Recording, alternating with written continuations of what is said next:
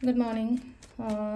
Ngasi card message yengase akoigi rashi gi matung ina ko ka try thakatang thokjarage try shoi hidagi shaisha gi rashi ma pa do khala khala ka tumai toroga yengmina rase ko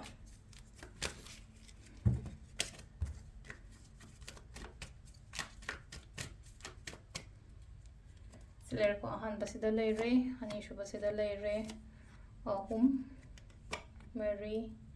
manga taruk taret nipan mapan tara taramathoi taranithoi kwai han bako i mesh rashi ko yone se la ise ngasi se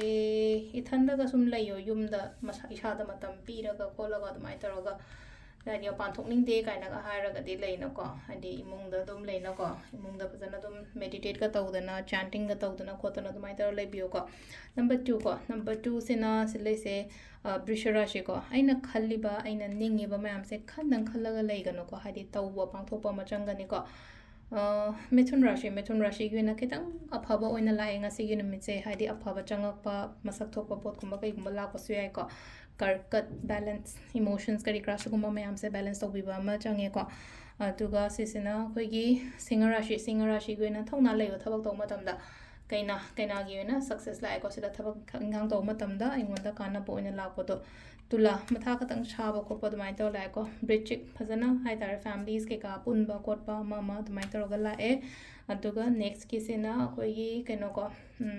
dhanu rashi ke na mos dala isa ko aina khalliba aina ningi bodo to ko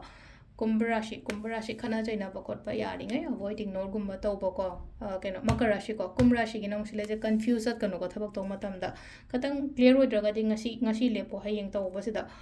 last kisina koi min rashi gi na ain leiriba sum nuai ta ba khota ba suguma mayam sida itam tapna tholo poina piri ko adu sida leire koi gi rashi gi keno ko matung ina tarot card reading ma'am thank you